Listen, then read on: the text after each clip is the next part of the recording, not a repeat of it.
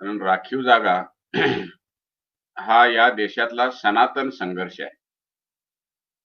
अर्थात सनातन हा शब्द प्रयोग काय ब्राह्मण्यवाद्यांच्या बाची मक्तेदारी नाहीये. भाषा निर्मिती ही या देशातल्या राबणाऱ्या बहुजन समाजाने आणि विशेषतः स्त्रियांनी केलेली आहे. त्यामुळे कुठले शब्द त्यांचे कुठले शब्द आमचे असा जर विचार केला तर त्यांचे शब्दच नाही. त्यांनी संस्कृत सकट सगळ्या भाषा चोरलेल्या असल्यामुळे मी सनातन हा शब्द वापरला. माझं असं म्हणणं आहे की 10व्या शतकामध्ये ज्यावेळी पुष्यमित्र शुंग याच्या विजयानंतर शंकराचार्यांचा प्रभाव या देशामध्ये वाढला आणि राज्यकर्त्यांनी मनुस्मृतीच्या अंमलबजावणीला सुरुवात केली. तेव्हापासून म्हणजे 7व्या-8व्या शतकापासूनच म्हणा, या देशामध्ये राखीव जागांचं युद्ध सुरू झालेलं आहे. म्हणजे आज जरी आपण आत्ताच्या सुरू असलेल्या आंदोलनांच्या संदर्भात बोलणार असलो तरी ही आंदोलनं ज्या आंदोलनांच्या मध्ये मराठा क्रांती मोर्चानं केलेले मराठा समाजासाठीच्या राखीव जागा, धनगर समाजानं मागणी केलेल्या राखीव जागा, लिंगायत समाजानं धर्म मान्यता आणि त्यांच्यासाठी चालू केलेल्या राखीव जागाची आंदोलन, मुस्लिम समाजानं त्यांच्यासाठी चालू केलेल्या राखीव जागाच्या मागणीची आंदोलन, हे सगळे प्रश्न हे आता आमचं सामाजिक वास्तव आहे आणि हे महाराष्ट्रातलं वास्तव आहे. पण हे वास्तव एकाएकी अवकाशातून पडलेलं नाहीये. राखीव जागांचा मुद्दा हा पुष्यमित्र शुंगाच्या सत्तेवर येण्यापासून बनलेला हे आपण लक्षात ठेवलं पाहिजे. खर तर मी असं म्हणेन की वामनानं ज्या दिवशी घातपातानं बळीची सत्ता बळकावली आणि 3 पाय ज्याला डॉक्टर आह साळुंखे असं म्हणतात की त्याच्यामध्ये जमीन, शिक्षण आणि वाचा म्हणजे बोलणं हे बहुजनांचे हक्क त्यावेळी वामनानं म्हणजे ब्राह्मणी व्यवस्थेनं काढून घेतले. तेव्हापासून खरं तर राखीव जागांच्या संघर्षाला, युद्धाला सुरुवात झालेली आहे. मनुस्मृतीनं त्याला कायद्याचं रूप दिलं, कोड ऑफ कंडक्ट असं म्हटलेलं आहे. आणि मनुस्मृतीमुळं इथल्या स्त्री शूद्रातिशूद्र महात्मा ज्योतिराव फुलेंच्या भाषेमध्ये बोलायचं झालं तर स्त्री शूद्रातिशूद्रांचे बरेचसे हक्क हे काढून घेतले गेले आणि फक्त उच्च जातीय ब्राह्मण आणि राज्यकर्ते यांनाच 100% राखीव जागा राखीव करण्यात आले. म्हणजे हे 100% राखीव करणं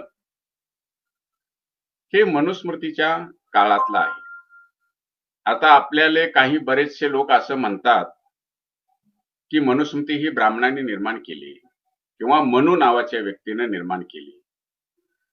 हे खरं नाही असं डॉक्टर बाबासाहेब आंबेडकरांनी कास्ट इन इंडिया मध्ये सांगितलेलं आहे. आणि त्याने असं म्हटलेलं आहे की ही एक अशी महाप्रचंड सामाजिक प्रक्रिया होती की ती निर्माण करणं कुठल्या एका सम्राटाला किंवा कुठल्या एका व्यक्तीला किंवा कुठल्या एका जातीतल्या जनसमूहाला सुद्धा हे शक्य नव्हतं. आणि तरी सुद्धा आपण जर त्याचे क्रेडिट कुठल्या तरी एका समाजाला देत असलो तर ते क्रेडिट देणं हे अनड्यू आहे. म्हणजे ती त्यांची कुवत नाही, ती त्यांची लायकी नसताना आपण ते त्यांना क्रेडिट देतो असा त्याचा अर्थ होतो. ही सामाजिक प्रक्रिया जी समाजामध्ये चालू होती ती कोडिफाय करण्याचं काम मनु नावाच्या व्यक्तीने केलं. तर त्याला भृगु संहिता असंही म्हटलं जातं आणि नंतरच्या काळामध्ये तिला मनु संहिता असं म्हटलं जातं. मनु हा एक नव्हता असंही म्हणतात. आणि रेव्होल्युशन आणि काउंटर रेव्होल्युशन या पुस्तकामध्ये डॉक्टर बाबासाहेब आंबेडकरांनी असं मानलेलं आहे की मनुस्मृतीच्या श्लोकांचं गठन हे 11व्या-12व्या शतकामध्ये सुद्धा चालू होतं. म्हणजे ती एक सामाजिक प्रक्रिया आणि विकसित होत गेलेला एक सामाजिक दस्तऐवज आहे ज्याला कोड ऑफ कंडक्ट असं म्हटलं जातं. आणि ते लिहिणारे मनुस्मृतीचे समर्थक हे एका अर्थानं ब्राह्मण धर्माचे समर्थक आहेत आणि ज्याने ब्राह्मण वर्ण आणि ब्राह्मण जात यांचं हित बघितलं आणि त्यांना सगळ्यात उच्च स्थान दिलं, त्यामुळं ते ब्राह्मणी व्यवस्थेचे समर्थक होतात. त्यामुळे जेव्हा मनुस्मृती खऱ्या अर्थानं अस्तित्वात आली तेव्हापासून हा राखीव जागांचा प्रश्न आहे हे आपण लक्षात ठेवलं पाहिजे. बाबासाहेब सवर्ण अवर्ण आणि शूद्र अतिशूद्र अशी एक मांडणी करतात की ज्यांना मनुस्मृतीनं शिक्षणाचा हक्क नाकारला, जमिनीची मालकी नाकारली, माणूस म्हणून जगण्याचे हक्क नाकारले, पाणी पिण्याचे हक्क नाकारले, गावात राहण्याचे काही लोकांना हक्क नाकारले, हे सगळे हक्क हे एका जनसमूहाला दिले गेले, म्हणजे त्यांच्यासाठी ते राखीव केलं गेलं. जमिनीची मालकी ही दोनच जनसमूहांच्यासाठी राखीव होती,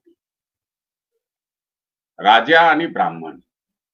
राजाला राजा कधी म्हणायचं तर ज्यावेळी ब्राह्मण त्याचे राजा म्हणून मान्यता देईल.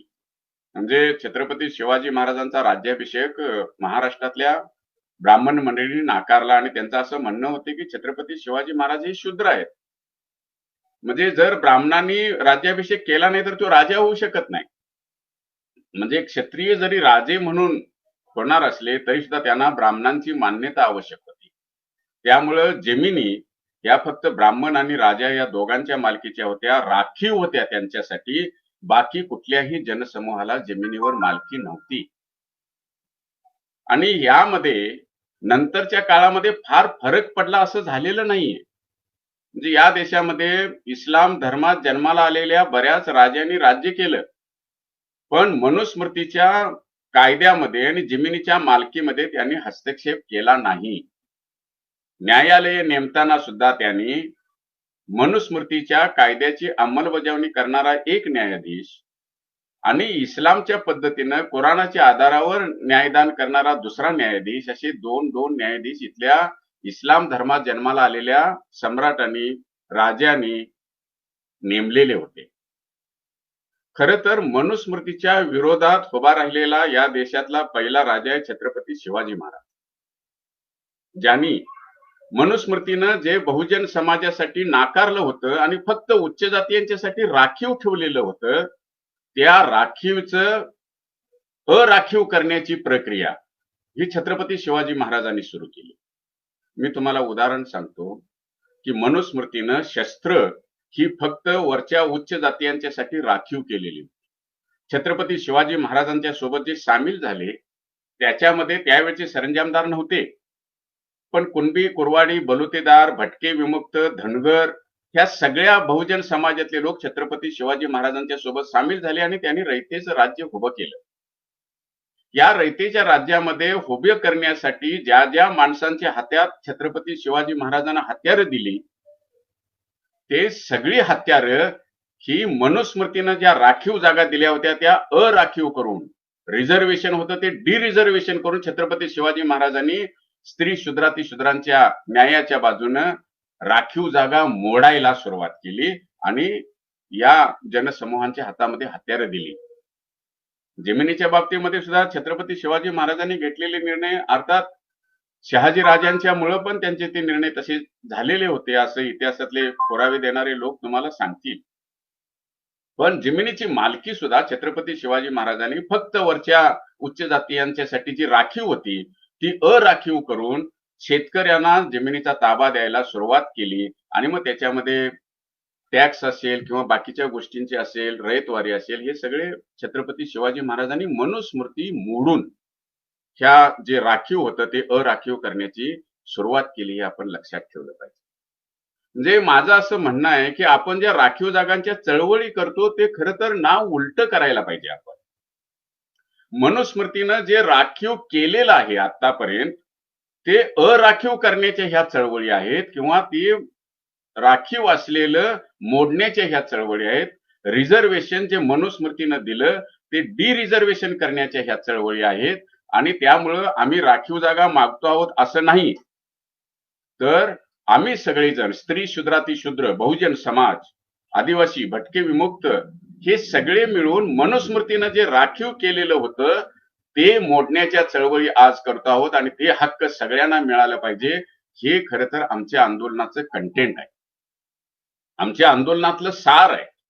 आणि हे सार आपण उलटे शब्द वापरत असल्यामुळं जणू काय आम्ही राखीव जागा मागायला लागलेलो आहोत. नाही, मनुस्मृतीनं ठेवलेल्या राखीव जागा आम्ही कमी करणार आहोत आणि आमचे हक्क आम्ही प्रस्थापित करणार आहोत. त्याची सुरुवात छत्रपती शिवाजी महाराजांनी त्यावेळेला केली. या बाबतीमध्ये जर आणखीन सविस्तर मांडणी कुणाला समजून घ्यायची असेल, रिझर्वेशन नाही, डी रिझर्वेशन, मनुस्मृतीनं ठेवलेलं रिझर्वेशन मोडण्याच्या चळवळी म्हणजे राखीव जागा मागण्याच्या चळवळी आहोत. पण आपण शब्द उलटे वापरत आल्यामुळं काही लोकांनी त्याचा गैरसमज करून घेतलेला आहे. संस्कृतच्या पंडित जसे डॉक्टर आ साळुंके आपल्या भागामध्ये आहेत, आमच्या भागामध्ये साताऱ्याला, तशाच संस्कृतचे आणखी एक पंडित नागपूरमध्ये आहेत. त्यांचं नाव रूपा बोधी. त्या प्राध्यापक होत्या संस्कृतच्या आणि त्यांनी एक खास पुस्तक लिहिलेलं आहे, उलट आरक्षण. म्हणजे आरक्षण खरं तर बहुजन समाजाला नाकारलं गेलं, ते मिळवण्याचा प्रश्न आहे असं त्यांनी त्यामध्ये आर्ग्युमेंट केलेलं आहे. काही गोष्टी अशा आहेत मनुस्मृतीनं त्याच्यामध्ये फक्त ब्राह्मणांच्यासाठी राखीव ठेवलेलं आहे. जमिनीमध्ये फक्त ब्राह्मण आणि सरंजामदार राजे यांच्यासाठी राखीव ठेवलेलं आहे. हे डी रिझर्वेशन करणं किंवा राखीवचं अराखीव करणं किंवा आरक्षणाचं अनारक्षण करणं ही खरं तर आमची चळवळ आहे, ते आमचे हक्क आहेत आणि ते आपण मिळवण्यासाठी जे प्रयत्न करू ते ह्या सगळ्या चळवळींचा भाग आहे. राखीव जागा मागण्याचा हक्क कुणाकुणाला आहे? मी असं म्हणेन, मनुस्मृतीनं ज्यांची जमिनीवर मालकी नाकारली म्हणजे जगण्याची साधनं, उत्पादनाची साधनं, जनावर असतील, शेती असेल, पाणी असेल, सूर्यप्रकाश असेल, जंगल असेल, या सगळ्यावर मनुस्मृतीनं ज्यांना ज्यांना अधिकार नाकारला त्या सगळ्या जनसमूहांना हे राखीव जागा मागण्याचं, आंदोलन करण्याचा हक्क आहे असं माझं मत आहे. मग त्याच्यामध्ये कोण कोण आहे? त्याच्यामध्ये या देशातल्या सर्व स्त्रिया आहेत.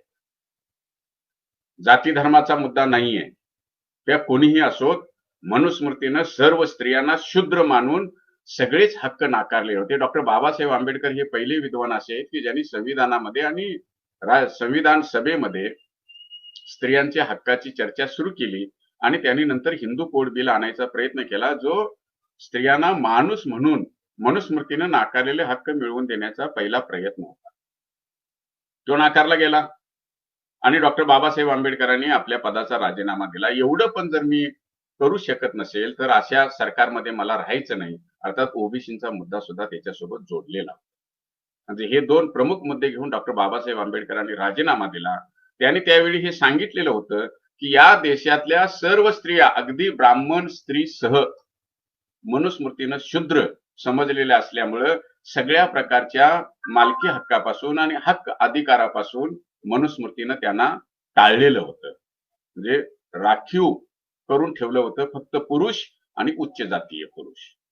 ही मोडण्याची सुरुवात करत असताना, राखीव जागा मागत असताना, स्त्रिया ह्या सगळ्या जाती धर्मातल्या स्त्रिया ह्या त्या अधिकारी आहेत आणि ते राखीव जागा मागू शकतात असं याच्यातून स्पष्ट होतं. दुसरा मुद्दा, महात्मा ज्योतिराव फुले ज्यांना स्त्री शूद्राती शूद्र असं म्हणतात, ते सगळे आपल्या समाजांच्यासाठी राखीव जागा मागू शकतात. त्याच्यामध्ये आदिवासी आले, कारण लोकशाही व्यापक झाल्यानंतर बुद्धांनी लोकशाही व्यापक केली आणि व्यापक लोकशाहीचं तत्व मांडलं. ते फक्त एका जनसमूहापुरतं, एका ट्राईब पुरतं, एका गणसमूहापुरतं असं नाही, तर सगळ्या जगासाठी, जगातल्या सगळ्या माणसांच्यासाठी लोकशाही तत्व आणि सगळी तत्व सगळ्यांसाठी व्यापक असायला पाहिजेत अशी सुरुवात बुद्धानं केली. आणि आधुनिक काळामधल्या लोकशाहीमध्ये जी तत्व आली ती डॉक्टर बाबासाहेब आंबेडकर म्हणतात की मी बुद्धाच्या तत्वातून घेतलेली आहे. ही व्यापक लोकशाही आल्यानंतर या देशातल्या आदिवासींची सुद्धा अवस्था ही, जरी मनुस्मृतीच्या उतरंडीमध्ये आदिवासी नसले तरी सुद्धा त्यांची उत्पादन व्यवस्थेची अवस्था ही शूद्रांच्या सारखीच राहिलेली आहे. त्यामुळं अतिशूद्रांच्या सारखी राहिलेली आहे. त्यामुळं आदिवासी असतील, भटके विमुक्त असतील, स्त्रिया असतील, जे बहुजन म्हणून आपण राबणारे बहुजन असं म्हणतो, जाती जमाती म्हणतो, ते सगळे, आणि त्यानंतर मग अस्पृश्य सुद्धा, त्यावेळचे अस्पृश्य आणि नंतरच्या संविधानाच्या काळानंतर ज्यांना आपण दलित म्हणायला लागलो किंवा मागास जाती असं म्हणायला लागलो, संविधानाच्या भाषेमध्ये बॅकवर्ड कास्ट असं ज्यांना आपण क्लास असं म्हणतो, ते सगळे. त्यानंतर आपल्या असे लक्षात येईल की हे जे सगळे जनसमूह आहे ज्यांना मनुस्मृतीने त्यांचे मूलभूत हक्क नाकारले होते, त्या सगळ्यांना राखीव जागा मिळणं हे आपल्या दृष्टीनं महत्वाचं होतं. याची व्यावहारिक सुरुवात छत्रपती शाहू महाराजांनी केली. म्हणजे छत्रपती शाहू महाराजांनी पहिल्यांदा शिक्षण सार्वत्रिक केलं आणि मनुस्मृती मोडली. त्यावेळेला बाळ गंगाधर टिळक नावाच्या ब्राह्मणी व्यवस्थेच्या समर्थक नेत्यांनी शाहू महाराजांच्यावर खूप टीका केली, अडचण आणली. काही लोकांनी तर बाळ गंगाधर टिळकांचं नाव त्याच्यामध्ये नव्हतं, पण काही लोकांनी छत्रपती शाहू महाराजांचा खून करायचा प्रयत्न केला, बॉम्ब टाकले, त्यांच्यावर गोळ्या झाडायचा प्रयत्न केला, त्यांचा राजवाडा जाळायचा प्रयत्न केला. का केला? कारण त्यांनी मनुस्मृतीला विरोध केला आणि त्यांनी शिक्षण हे सार्वत्रिक केलं. मनुस्मृतीनं शिक्षण हे फक्त उच्च जातीयांच्यासाठी ठेवलेलं होतं. ते व्यवहारात आणायचं काम शाहू महाराजांनी केलं आणि त्यांनीच नंतरच्या काळामध्ये राखीव जागांचे तत्व मांडून ते व्यवहारात आणलं.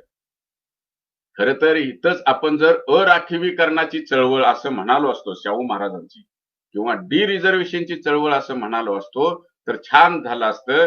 कारण यांनी राखीव जागा आणलेल्या आहेत आणि आम्हाला ते देत नाहीत हे व्यवहारामध्ये आलं असतं.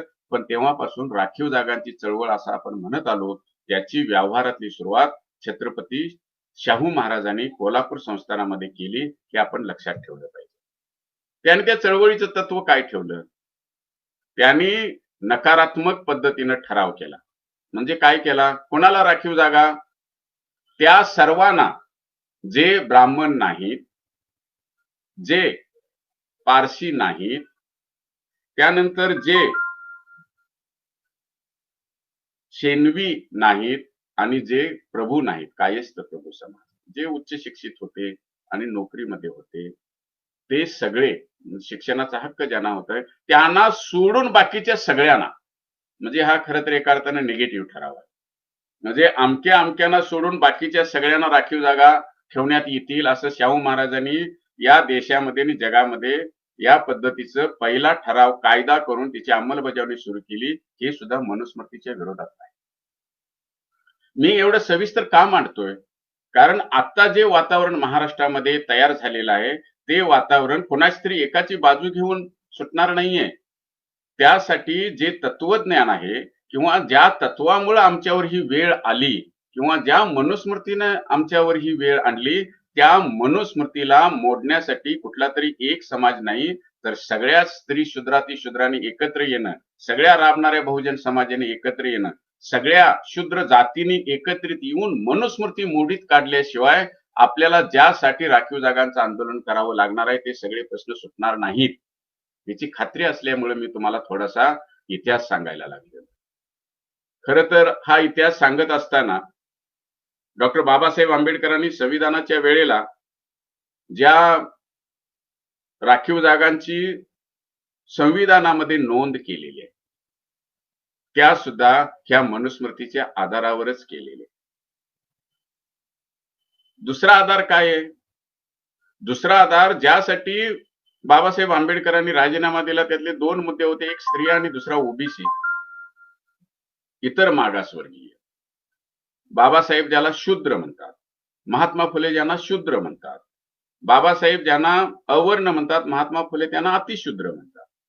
म्हणजे हे जे शूद्र आहेत ज्यांना संविधानाच्या भाषेमध्ये ओबीसी म्हटलं जातं, हे सुद्धा मनुस्मृतीनं नाकारलेले होते आणि त्यांच्या बाबतीमध्ये लवकरात लवकर निर्णय झाला पाहिजे असा डॉक्टर बाबासाहेब आंबेडकरांनी आग्रह धरला आणि तो निर्णय घेतला गेला नाही नेहरूंच्या सरकारमुळे आणि बाबासाहेबांनी राजीनामा दिला. स्त्रिया आणि ओबीसींच्यासाठी असं जे म्हटलं जातं ते खरं आहे.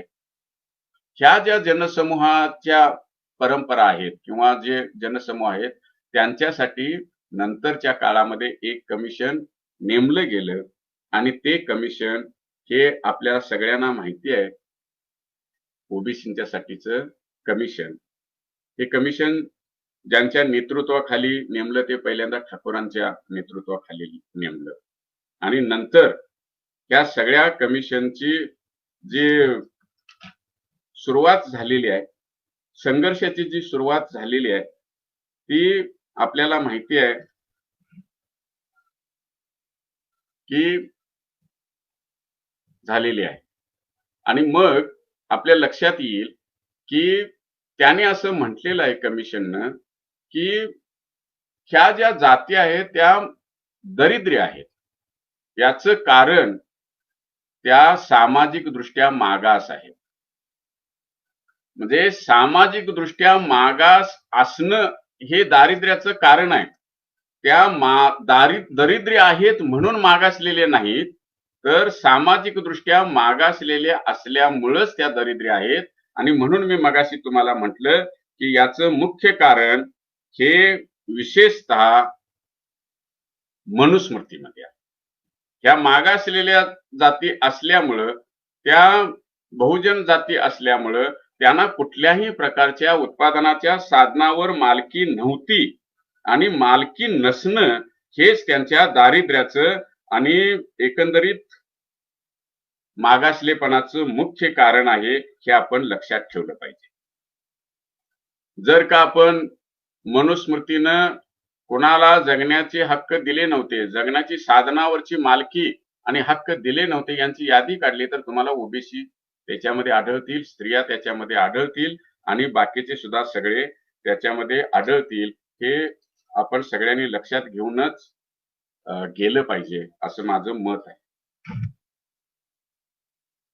जर का मंडल कमिशन आलं नसतं आणि त्यांनी जर संपूर्ण मनुस्मृती आणि संपूर्ण देशातल्या समाजाचा अभ्यास केला नसता, तर त्यांच्या इतकी तात्विक आणि चांगली मांडणी दुसऱ्या कोणीही आतापर्यंत केलेली नाही. त्याच्या अगोदर केलेली सगळी कमिशन ही वाया गेलेली आहेत. पण पीबी मंडल यांनी जे अभ्यास केला आणि जी मांडणी केली ती सगळ्या देशातल्या जनतेने स्वीकारली आणि त्याचे मुख्य गाभा हा मनुस्मृती सोबत जोडलेला आहे. मनुस्मृतीनं ज्यांना सामाजिक दृष्ट्या मागास ठरवलं, जगण्याच्या उत्पादनाची साधनांची मालकी नाकारली, शिक्षणाचा हक्क नाकारला, त्यांना राखीव जागा मिळाल्या पाहिजेत ही मांडणी त्यांनी ऐतिहासिक पुरावे देऊन आणि वास्तवातले पुरावे देऊन केली. त्यामुळं एका बाजूला आदिवासींचे उतरंडीमध्ये स्थान नाहीये. जी मनुस्मृतीनं ब्राह्मण श्रेष्ठत्वाच्या आधारावर उतरंड उभा केली त्याच्यामध्ये सर्वश्रेष्ठ ब्राह्मण, त्यांना सगळी मालकी, म्हणजे आम्ही काय कोणाचे खातो असं म्हणणारे ब्राह्मण असं म्हणतात की ही सगळी जमीन आमची आहे, जमिनीमधलं सगळं धन आमचं आहे, इथं असलेलं पाणी आमचं आहे आणि तुम्ही जे सगळे ब्राह्मणेतर आहात ते आमचे सगळे गुलाम आहात, त्यामुळं आम्ही कोणाचे जरी कष्टाचं खाल्लं तरी ते आमचंच आहे असा त्या वाक्याचा अर्थ होतो.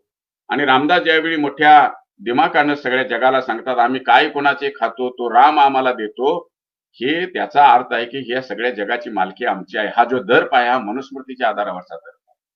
सगळ्या जमिनीची मालकी, शिक्षणावरची मालकी, राज्यसत्तेवरची मालकी, भाषेवरची मालकी, संस्कृतीवरची मालकी, ह्या सगळ्या गोष्टी घेऊन जी मंडळी बसली त्यांनी जे अधिकार आणि हक्क नाकारले त्याचे परिणाम आजपर्यंत आपल्याला भोगायला मिळाले. मग छत्रपती शाहू महाराज, डॉक्टर बाबासाहेब आंबेडकर, भारतीय संविधान आणि मंडल यांनी हे जे मनुस्मृतीनं ठेवलेल्या राखीव जागा होत्या त्या कमी कमी करायची चळवळ केली आणि प्रयत्न केला, हे आपण लक्षात ठेवलं पाहिजे.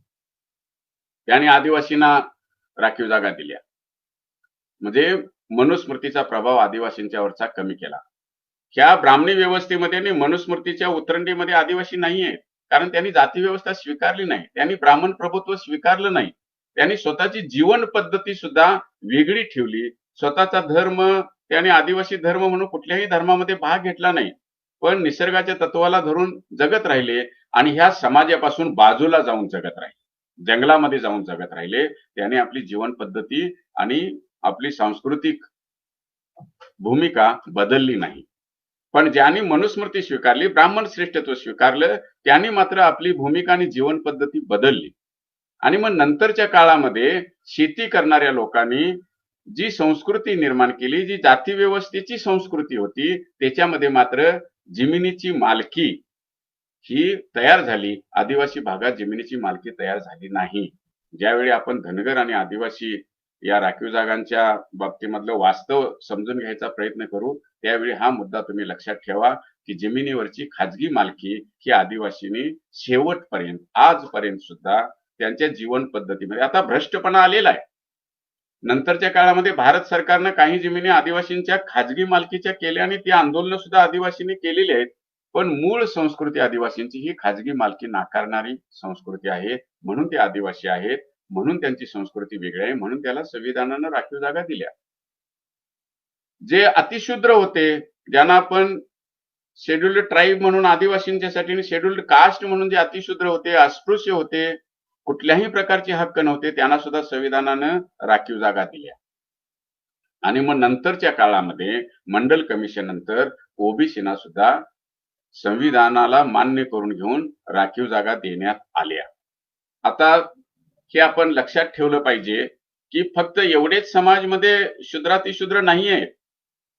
आणि नंतर जशा जाणीवा शिक्षणामुळे विकसित होतील, शिक्षण जसं घराघरामध्ये पोचलं, समाजामध्ये पोचलं आणि जशा नवीन जाणीवा निर्माण झाल्या, तशा जगण्यासाठीचे प्रश्न लोकांनी मांडायला सुरुवात केली आणि आपले हक्क लोकशाहीमध्ये प्रस्थापित करायचा प्रयत्न केला. त्यातून राखीव जागांचा लढा म्हणजे डी रिझर्वेशनचा लढा वाढत गेला, मनुस्मृतीच्या विरोधातला लढा वाढत गेला. पण आपण मनुस्मृतीच्या विरोधामध्ये लढतो आहोत याचं भान मात्र लोकांनी ठेवलं नाही, असं नंतरच्या काळामध्ये आपल्याला दिसतं. म्हणजे मी असं म्हणेन की आम्हाला अमक्या ओबीसी मध्ये घाला असं म्हणणारे संघर्ष बरेचसे झाले आणि शेवटचे ओबीसी मध्ये जी जमात गेली ती तेली समाजाची आहे, जी केंद्रामध्ये राज्यामध्ये होती पण केंद्रामध्ये सुद्धा गेली आणि त्यासाठी नरेंद्र मोदींनी काहीतरी प्रयत्न केला असं मी ऐकलेलं आहे, मला सत्य माहित नाही. पण ह्या ज्या लढे झाले जातींचे, पोट जातींचे, ते लढे हे जसं मनुस्मृतीच्या ज्ञानावर जरी नसले तरी आम्हाला हक्क आमचे मिळाले पाहिजेत, कारण आम्ही मागासलेले आहोत आणि त्यामुळे आम्हाला शिकता येत नाही, त्यामुळे आम्हाला धनसंपत्ती मिळवता येत नाही, मिळालेली नाही, आमची ती परंपरा नाही, असं म्हणून मनुस्मृतीच्या विरोधामध्ये नसलं तरी जाणीवा विकसित होतील तसे हे संघर्ष वाढत गेलेले आहेत. आणि आज आपल्या देशामध्ये मोठ्या प्रमाणामध्ये राखीव जागांचा संघर्ष वाढत चाललेला आहे, पण त्याचं टोक आजही मनुस्मृतीकडे जात नाही. हा माझा मुद्दा तुमच्यासाठी मी इथं अर्धा सोडून मी पुढे जाणार आहे. खर तर दोन लढाया फार महत्वाच्या अलीकडच्या काळामध्ये उभ्या राहिल्या. एक मराठा क्रांती मोर्चानं उभा केलेलं आंदोलन आणि दुसरं मुस्लिम समाजानं उभा केलेलं आंदोलन. आणि या अगोदरचं सरकार जे फडणवीसांचं सरकार होतं, युतीचं सरकार होतं, आणि मी असं म्हणेन की मनुस्मृती समर्थकांचं सरकार होतं, त्या सरकारनं जे सत्ता ताब्यात घेतली त्याच्या अगोदरच्या काँग्रेसच्या सरकारनं, हे फार धुतलेल्या तांदळासारखे आहेत असं मी म्हणणार नाही, पण भाजपमध्ये आणि काँग्रेसमध्ये फरक आहे, तो आपण लक्षात ठेवला पाहिजे. असं मी म्हणेन, मी काँग्रेसचा समर्थक नाही, तरी सुद्धा त्याने सत्ता सोडण्याच्या अगोदर ज्या गडबडीनं मुस्लिम आणि मराठा समाजाला राखीव जागा दिल्या, त्यातून बरेचसे प्रश्न तयार झाले आणि नंतरच्या सरकारनं त्याच्यामध्ये काहीही फार फरक केला किंवा फार मोठी काहीतरी कामं केली आणि मग ते राखीव जागा मिळवण्यासाठी प्रयत्न केला असं झालं नाही. उलट त्यातल्याच काही लोकांनी मराठा विरुद्ध ओबीसी असा संघर्ष पेटवून देता येत असेल तर प्रयत्न करावा असा केला आणि आज काही प्रमाणामध्ये आपल्याला त्याचं अस्तित्व महाराष्ट्रामधल्या काही समाजांच्या मध्ये दिसतंय. काय कारण आहेत याची कारण सरळ आहेत की मनुस्मृती समर्थकांना या देशातल्या सगळ्याच मनुस्मृतीच्या विरोधातल्या डी रिझर्वेशनच्या चळवळी आणि संविधानाने दिलेले डी रिझर्वेशनचे हक्क नष्ट करायचे आणि पुन्हा एक वेळा त्यांना आपल्या सत्तेच्या आधारावर सगळ्या स्त्री शूद्रांना पुन्हा एकदा गुलामगिरीचं जीवन जगण्यासाठी भाग पाडायचंय. म्हणून सुरुवातीपासून त्यांचा राखीव जागांना विरोध करतात. संविधानातल्या राखीव जागांना आरएसएसनं विरोध केला, त्यावेळेला सुद्धा हे बरोबर नाही असं त्यांचं म्हणणं होतं. आणि आज सुद्धा आरएसएसचे प्रमुख राखीव जागांच्या बद्दल वारंवार प्रश्न उपस्थित करत आलेले आहेत. त्यामुळे आपण हे लक्षात ठेवलं पाहिजे की या देशामध्ये मनुस्मृतीच्या बाजूने असलेली विचारांची परंपरा आणि मनुस्मृतीनं ज्यांच्यावर अन्याय केलेला आहे ते मनुस्मृतीच्या विरोधात असलेली विचारांची परंपरा, ह्या दोन परंपरा आज राजकारणामध्ये सुद्धा आहेत. आणि आपण ज्यावेळी आमच्या बहुजन समाजाच्या हक्काबद्दल बोलतो त्यावेळेला आपण मनुस्मृतीनं आम्हाला जे हक्क नाकारले त्याबद्दल बोलतो, हे विसरून जर राजकारण करायला लागलो तर आपल्याला कधीही यश मिळणार नाही.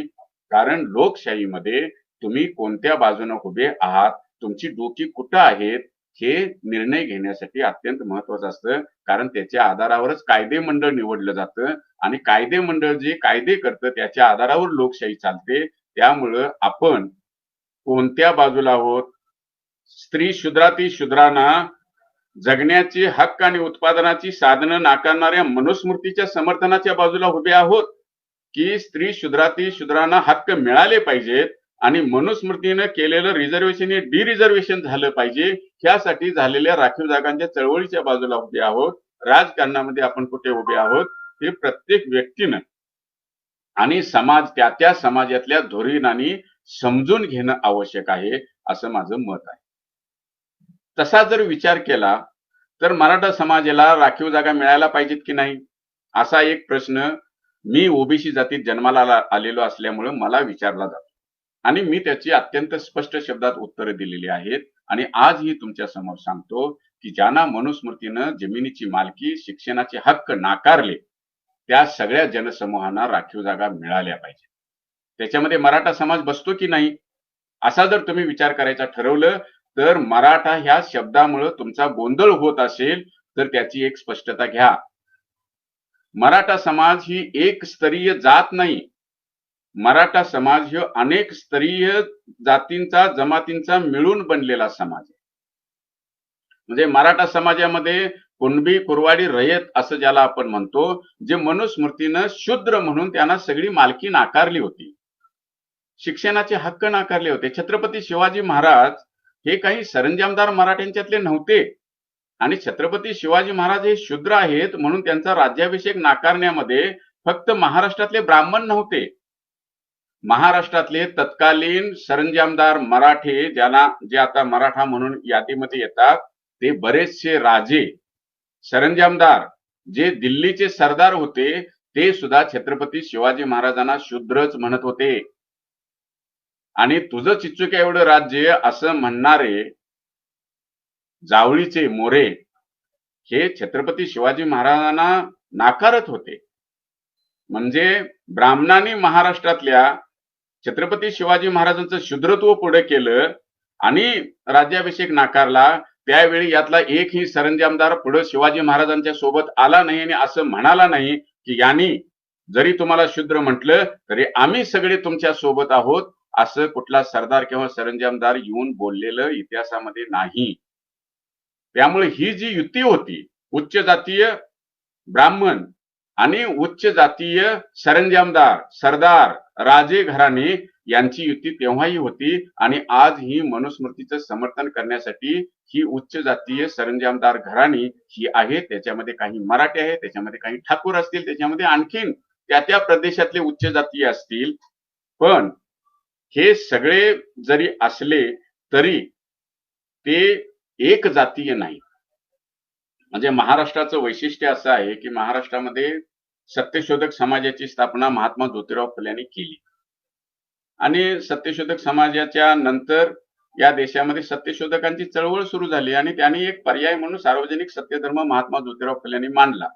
सावित्रीबाई फुले यांनी ते पुढे न्यायचा प्रयत्न केला. पण महात्मा फुल्यांच्या नंतर या देशामध्ये या ब्राह्मण ज्या काही व्यवस्था आहे त्या व्यवस्थेच्या विरोधामध्ये ब्राह्मणेतर अशी म्हणून एक नवी चळवळ महाराष्ट्रामध्ये सुरू झाली आणि दक्षिण भारतामध्ये रामस्वामी पेरियार यांनी ब्राह्मणेतर पक्षाची स्थापना केली. त्यावेळेला महाराष्ट्रामध्ये सुद्धा ब्राह्मणेतर चळवळीची सुरुवात झाली. डॉक्टर बाबासाहेब आंबेडकरांच्या सोबत त्यांचे संबंध होते, पण बाबासाहेब आंबेडकरांनी ब्राह्मणेतर हे तत्व मान्य केले नाही. ते सत्यशोधक पद्धतीने विचार करत राहिले. जन्मावरून जात ठरवणं आणि जातीवरून विचार आणि व्यवहार पद्धती लादणं हे मनुस्मृतीचं वैशिष्ट्य असल्यामुळे बाबासाहेबांनी ब्राह्मणेतर ही संकल्पना त्यावेळेला नाकारली. पण ब्राह्मणेतर ही चळवळ अस्तित्वात आली, वाढली आणि त्यांनी सरंजामदार मराठा आणि कुणबी, कुरवाडी असलेला, रयत असलेला मराठा या सगळ्यांना एक म्हणायला सुरुवात केली. याच्यामध्ये मोठ्या प्रमाणामध्ये पश्चिम महाराष्ट्रातले कुणबी, कुरवाडी, रयत आणि मराठा हे एक मराठा म्हणून पुढे आले, हे आपण लक्षात ठेवलं पाहिजे. आणि त्यामुळं जरी मराठा म्हणून असलं तरी मराठ्यांच्या पोटामध्ये काही सरंजामदार मराठा आणि कुणबी कुरवाडी रयत मराठा ज्यांना मनुस्मृतीनं जमिनीची मालकी नाकारली, ज्यांना जनावरांची मालकी नाकारली, धनसंपत्तीची मालकी नाकारली, शिक्षणाचे हक्क नाकारले, ते कुणबी कुरवाडी रयत मराठा हे मोठ्या प्रमाणामध्ये आहेत आणि त्यांचं प्रमाण 80-85% आहे मराठा समाजामध्ये, ही विसरून चालत नाही. काही लोक असं म्हणतात की सगळी सत्ता मराठ्यांच्या ताब्यात आहे, सगळे सहकारी साखर कारखाने मराठ्यांच्या ताब्यात आहे, सगळ्या बँका मराठ्यांच्या ताब्यात आहे, सगळ्या शिक्षण संस्था मराठ्यांच्या आहेत, मग कशाला यांना राखीव जागा पाहिजेत? ते हे वास्तव विसरतात की हे जे मराठी म्हणतायत ते गोर गरीब कुणबी कुरवाडी मराठा नाही, रयत मराठा नाही, तर हे सरंजामदार मराठ्यांच्या ताब्यामधलं राजकारण सहकार आहे, हे आपण लक्षात ठेवलं पाहिजे. त्यामुळं मराठा म्हणून भुलून न जाता आपण त्या समाजाचं मनुस्मृतीच्या आधारावरचं विश्लेषण आपण केलं पाहिजे. ज्यांना जानवं घालण्याचा हक्क होता यज्ञोपवीत असे सरंजामदार मराठे, आणि ज्यांना जानवं घालण्याचा हक्क नव्हता आणि जे मनुस्मृतीच्या भाषेमध्ये शूद्र होते असे कुणबी कुरवाडी रयत मराठा यांची अवस्था ही ओबीसींच्या सारखीच आहे. काही प्रमाणामध्ये डॉक्टर बाबासाहेब आंबेडकरांनी खोतीच्या विरोधातला 1934 साली मोर्चा काढला आणि या देशामध्ये स्वातंत्र्यानंतर आणि महाराष्ट्राच्या स्थापनेनंतर कुळ कायदा झाला. कुळ कायद्यानंतर काही कुणबी किंवा कुळ असलेले किंवा रयत असलेले मराठा हे जमिनीचे मालक झाले, नाहीतर ते जमिनीचे मालक नव्हते. तुमच्या गावातला जमिनीच्या वाटपाचा इतिहास काढून बघा, ते कुळ होते. ते एकतर सरंजामदारांना नेऊन, जे उच्चकुलीन मराठे होते त्यांना नेऊन, जे यज्ञोपवीत वापरणारे होते त्यांना नेऊन धान्य देत होते आणि ब्राह्मणांना धान्य देत होते. जमिनीची मालकी ही शूद्रातिशूद्र असलेल्या कुणबी कुरवाडी रयत मराठ्याकडे नव्हती. त्यामुळं मनुस्मृतीनं त्यांच्यावर केलेल्या अन्यायामुळं माझं असं मत आहे की या देशातल्या मराठा म्हणून जरी महाराष्ट्रातली जनता वावरत असली तरी त्यांच्यातली 70-80% जनता ही मनुस्मृतीच्या अन्यायानं पिचलेली आहे. त्यांना सुद्धा जगण्याचे हक्क मनुस्मृतीनं नाकारले होते, म्हणून ते राखीव जागेचे हकदार आहेत. अर्थात ही लढाई पुढे कशी न्यायची या बाबतीमध्ये जे तत्व आहेत, ती तत्व त्या लिडरशिपनं समजून घेऊन त्याच्यावरची मांडणी करणं आवश्यक आहे. त्यासाठी वेगवेगळ्या पद्धतीनं मराठा समाजामध्ये ज्या चळवळी झाल्या, त्या चळवळींच्या मध्ये जी उदाहरणं आलेली आहेत ती सुद्धा आपण समजून घेण्याजोगी आहे. म्हणजे मराठा महासंघाची स्थापना अण्णासाहेब पाटलांनी केली. कुठे केली? गोदी कामगारांच्या मध्ये केली. म्हणजे कोण? हमाली करणारे लोक. म्हणजे या महाराष्ट्रातला स्वतःला मराठा म्हणून घेणारा माणूस हा आपल्या जमिनीवर आपलं पोट भरू शकत नाही, त्याच्याकडे तितकी जमीन नाही. काही सरंजामदार मराठ्यांच्या जमिनी बघून, देशमुखांच्या देसाईंच्या जमिनी बघून तुम्ही सर्वसामान्य माणसाला त्यांच्या पंक्तीला नका बसवू. त्यांनी बसवायचा प्रयत्न केला ब्राह्मणेतर चळवळीमध्ये, त्यामुळं वास्तव दडलं जातं. म्हणजे हमाली करणाऱ्यांच्या, नाना पाटील काय म्हणायचे भाषणामध्ये की आमचा मराठी माणूस फार हुशार, मराठा माणूस तो डोक्याचं काम करतो. तुम्ही मुंबईमध्ये जाऊन बघा, तो डोक्याचं काम करतो. म्हणजे काय करतो? नाना पाटील असं म्हणायचे की दिसलं वज की दे डोकं, दिसलं वज की दे डोकं. म्हणजे काय? हमाली. म्हणजे शारीरिक श्रमाची कामं करण्यामध्ये ह्या ज्या ओबीसी जाती आहेत त्याच्यामध्ये मराठा पण आहे, त्याच्यामध्ये धनगर आहे, त्याच्यामध्ये माळी आहे. ज्यांना मनुस्मृतीनं जमिनीची मालकी नाकारली होती त्या शारीरिक श्रमामध्ये आहेत ओबीसींच्या सोबत.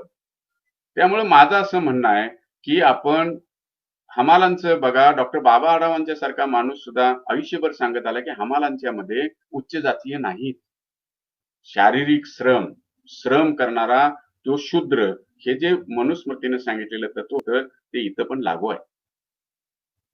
त्यामुळं माझं असं म्हणणं आहे की जो गोंधळ होतो मराठा समाजाच्या बाबतीमध्ये, तो मनुस्मृतीनं यज्ञोपवीतचा अधिकार दिलेले सरंजामदार मराठे आणि मनुस्मृतीनं यज्ञोपवीताचा अधिकार नाकारलेले शूद्र म्हणून जमिनीचे मालकी सकट शिक्षणाची ज्ञान घेण्याचे हक्क नाकारलेले कुणबी कुरवाडी रयत मराठा यांच्यामध्ये एक बंडल करून जर आपण बघितलं तर मग आपला गोंधळ होऊ शकतो. आपण गोंधळ करू नये आणि मराठा समाजामधल्या ह्या जनसमूहाला राखीव जागा मिळायला पाहिजेत या बाजूने आपण सुद्धा सगळ्यांनी विचार आणि व्यवहार केला पाहिजे असा माझा आग्रह राहील.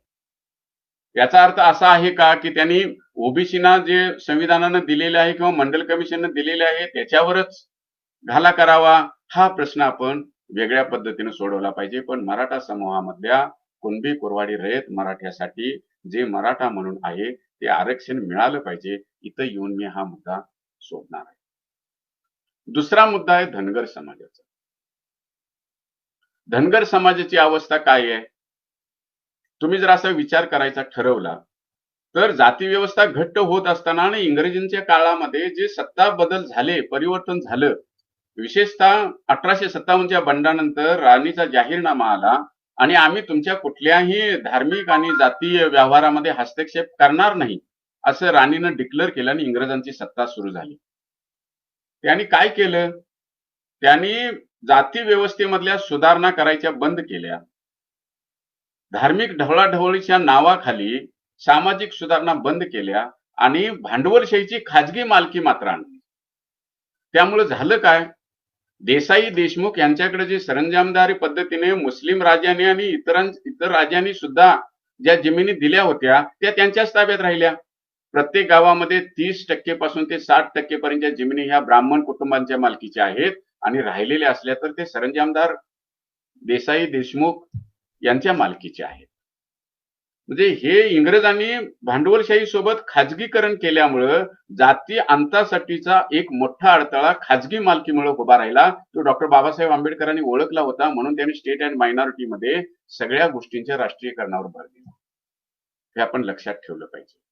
म्हणजे इंग्रजांच्या काळामध्ये सत्ता बदल होत असताना त्यांनी जसे ह्याच्यामध्ये हस्तक्षेप केला नाही तसं राजकारणामध्ये मात्र हस्तक्षेप केला आणि मग जे आदिवासी राजे होते त्यांचे अधिकार काढून घेतले आणि मग आपल्याला माहिती आहे की आपण बंडकर यांचं साहित्य प्रकाशित केलेलं आहे, राघोजी भांगरेंचे बद्दलचं साहित्य प्रकाशित केलेलं आहे, आणखीन करायचं आहे. राघोजी भांगरेंचे वडील हे किल्लेदार होते. म्हणजे आपण उमाजी नायकांचं साहित्य प्रकाशित केलेलं आहे, चर्चा केलेली आहे, आद्य क्रांतीवीर हे त्यांचं पद सुद्धा त्यांना आपण बहाल केलेलं आहे.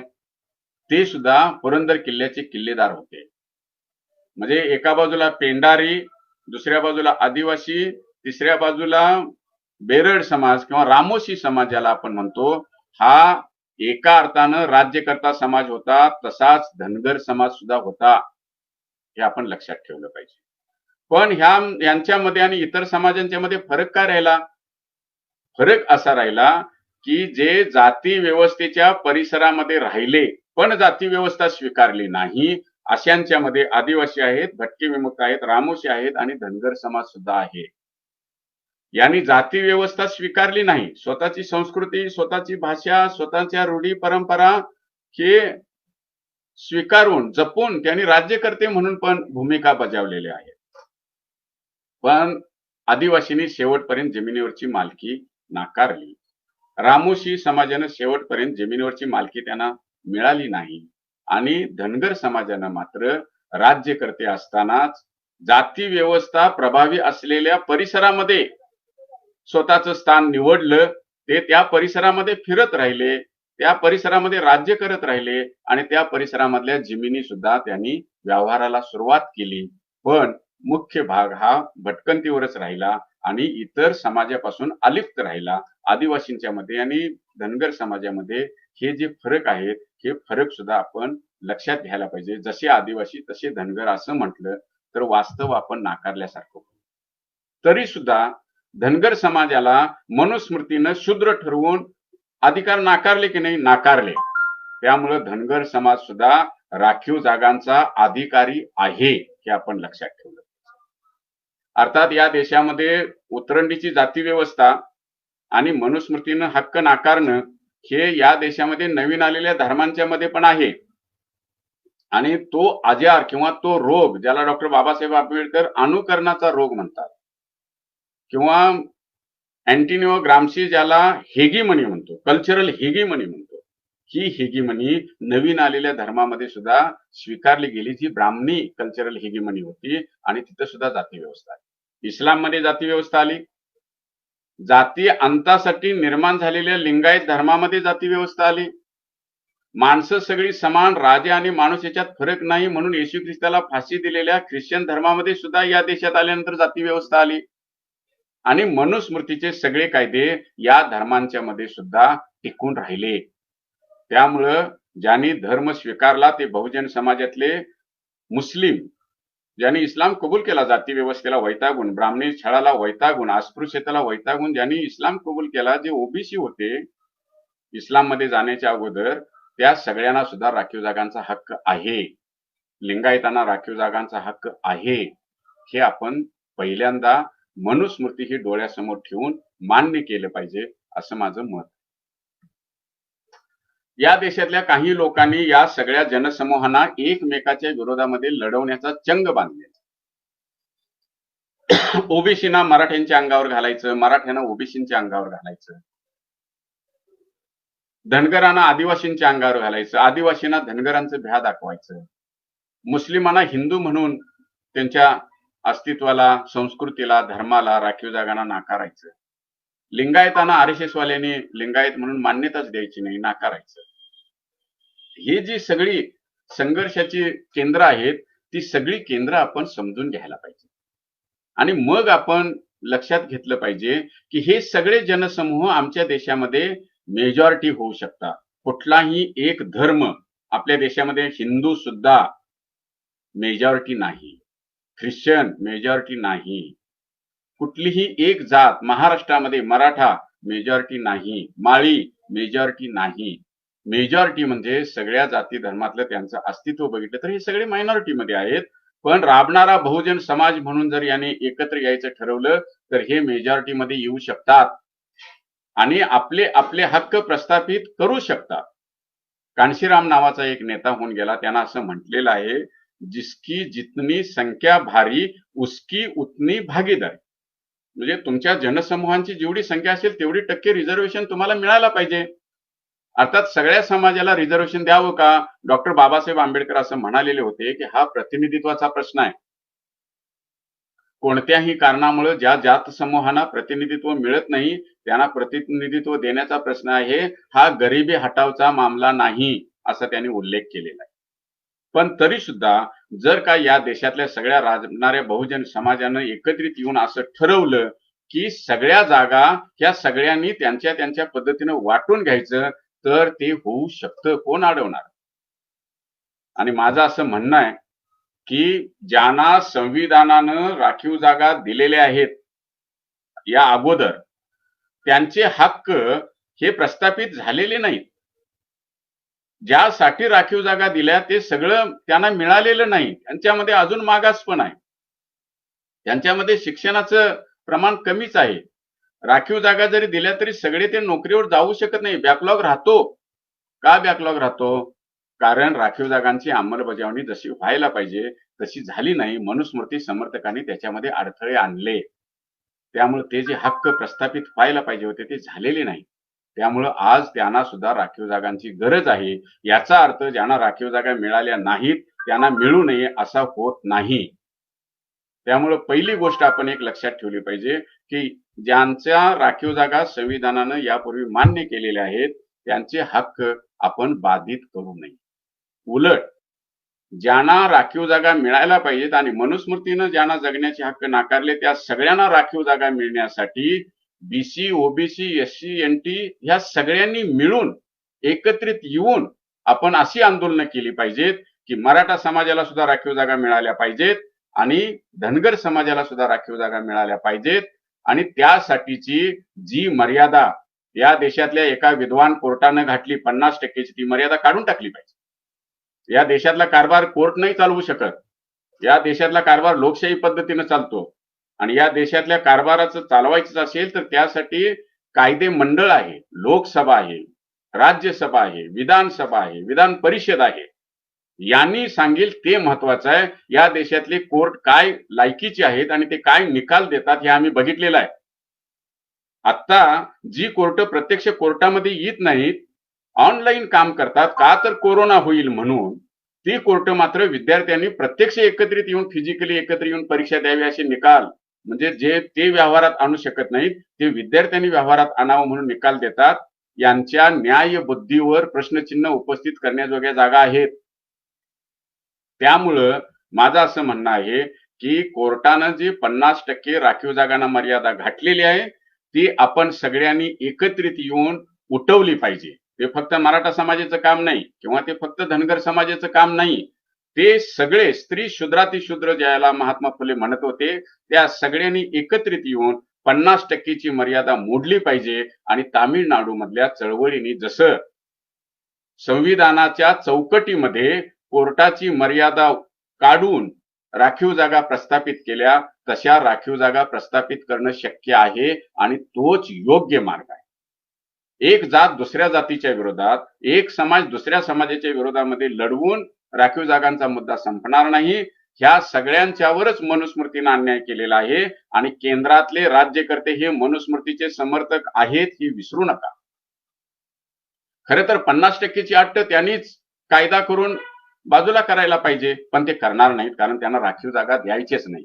त्यांना आपसात भांडणं लावायची आहेत बहुजन समाजाची आणि सत्ता काबीज करता आली तर ती करायची आहे. आणि आमच्यातले बरेचसे गुलाम जे त्यांच्याकडे गेलेले आहेत त्याच्यामध्ये कितीतरी एससी एसटी ओबीसी आणि मराठा समाजातले आहेत धनगर समाजातले आहेत ते बोलायला तयार नाही. ते सत्तेसमोर झुकलेले आहेत. अशा माणसांना बाजूला काढून स्वाभिमानी माणसं जी नवीन कायदा करू शकतील आणि ह्या राज्यकर्त्यांच्यावर दबाव आणू शकतील अशी माणसं आपण पुढे काढली पाहिजेत आंदोलनामध्ये सुद्धा. आणि त्यांनी सगळ्या समाजाचं प्रतिनिधित्व करून सगळ्यांना न्याय मिळेल अशा पद्धतीनं नवा कायदा केला पाहिजे. आणि ज्या एका कोर्टानं शहाणपण करून 50%ची अट घातली ती अट काढली पाहिजे.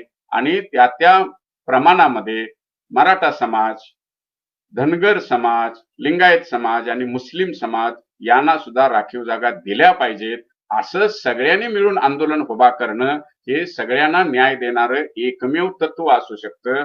आंदोलनाची आणि सामाजिक विसरणाची एक चळवळ असू शकते आणि ती सगळ्यांनी मिळून करावी असा आग्रह मी तुमच्या सगळ्यांच्या समोर धरतो. आपण एकमेकाच्या विरोधामध्ये भांडत न बसता एकमेकांच्या राखीव जागा कारण मनुस्मृतीनं आम्हा सगळ्यांच्यावरच अन्याय केलेला असल्यामुळे स्त्री शूद्रातिशूद्रांच्यावर आपल्या राखीव जागा ह्या अराखीव करण्यात म्हणजे मनुस्मृतीनं राखीव केलेल्या जागा अराखीव करण्याची लढाई आपण जास्त व्यापक करूया. एकमेकाच्या हातात हात घालून मनुस्मृती मोडून 50%चे अट न्यायालयानं जी घातली ती अट बाजूला काढून सगळ्यांच्यासाठीच एकत्रित लढूया असं आवाहन करतो आणि थांबतो. धन्यवाद. जर कोणाचे काही प्रश्न असले तर टाका मी बघू शकतो.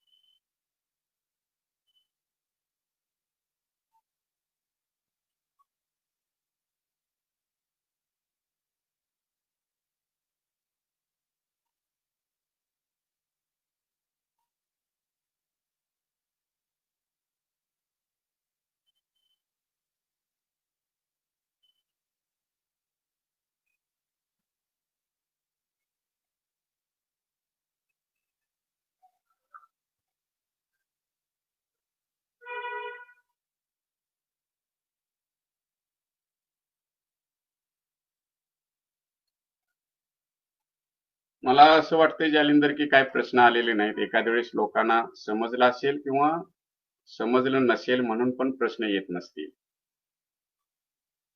तुमच्याकडे काय प्रश्न आले असले तर मला सांगा. फोन करा. माझा फोन चालू आहे.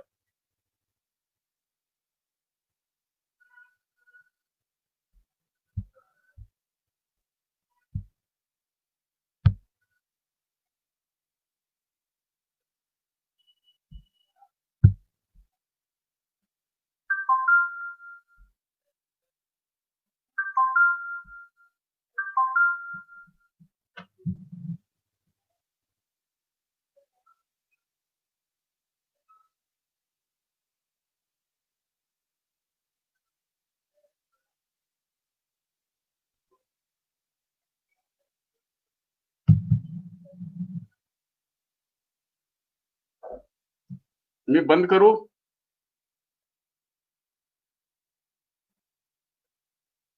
हम्म,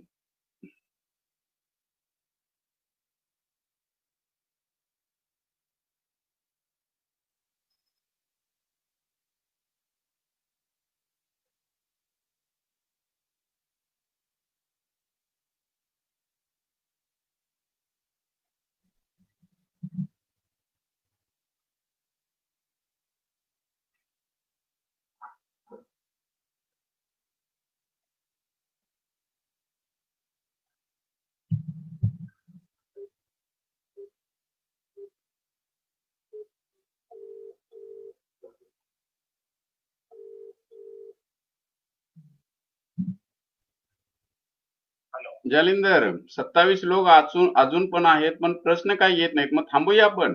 प्रश्न एकच आहे, तर आरक्षणामध्ये मागणी आहे, आदिवासीमध्ये मागणी आहे, ती योग्य आहे की अयोग्य आहे, आणि त्यालाच एक प्रकारचे सरकारांना आदिवासींना आरक्षण द्यावं. मला वाटतं मी अत्यंत स्पष्ट शब्दात मांडलेलं आहे की ज्यांना संविधानानं आरक्षण दिलेलं आहे त्यांच्यामध्ये हस्तक्षेप करणं हे त्यांच्यावर अन्याय करण्यासारखं आहे. मग ते आदिवासींचा असो, भटक्या विमुक्तांचा असो किंवा ओबीसींचा सुद्धा असो, त्या संघर्ष सुरू करण्यासाठी केल्या जाणाऱ्या सगळ्या कृत्या आहेत. त्याच्याऐवजी आदिवासी असतील, आदिवासी धनगर एकत्रित येऊन, ओबीसी धनगर आदिवासी एकत्रित येऊन, बीसी ओबीसी धनगर आदिवासी मुस्लिम लिंगायत एकत्रित येऊन मराठ्यांच्या आरक्षणासाठी, धनगरांच्या आरक्षणासाठी लढलं पाहिजे आणि 50% अट मोडून काढण्यासाठी ह्या सगळ्यांनी एकत्र आलं पाहिजे, अशी भूमिका मांडून एक नवं आंदोलन आपल्याला महाराष्ट्रामध्ये सुरू केलं पाहिजे, असं माझं मत आहे. त्यामुळं धनगर समाजाला आदिवासींच्या मध्ये सामावून घ्या असं म्हणणं हे आदिवासींच्या मध्ये भीती निर्माण करणार आणि धनगर समाजाला राखीव जागा मिळूच नयेत अशा डावपेचाचा एक भाग असणार असू शकतं, असं मत मानणं हे. त्यामुळे दोन समाज एकमेकाच्या विरोधात लढवले तर त्यातनं काहीही निघणार नाही, फक्त सामाजिक संघर्ष निघेल आणि एक पिढीच्या पिढी आमची गुन्हेगार होईल, जेलमध्ये जाईल आणि राजकारणी मात्र आपल्या खुर्च्या उभवत राहतील. त्यामुळं सगळ्या समाजाने एकत्रित येऊन सगळ्या स्त्री शूद्रांच्या राखीव जागांच्यासाठी लढलं पाहिजे, असं मी जे मत मांडलेलं आहे ते मी यापूर्वीच मांडलेलं आहे.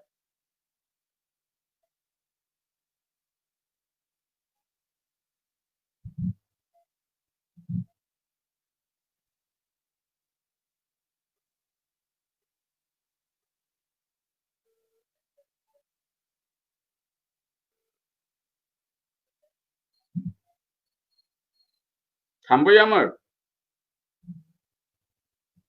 हॅलो, थांबूया का? चालेल, मी बंद करतो, कारण प्रश्न आलेले नाहीत. आलेल्या प्रश्नांचं पण उत्तर खरं तर मी दिलं होतं आणि ते मी परत दिलेलं आहे. त्यामुळे आता जर प्रश्न येणार नसतील तर मी आता बंद करतो. आणि तुम्ही सगळ्यांनी ऐकल्याबद्दल, मला समजून घेतल्याबद्दल मी तुमच्या सगळ्यांचे आभार मानतो आणि थांबतो. धन्यवाद.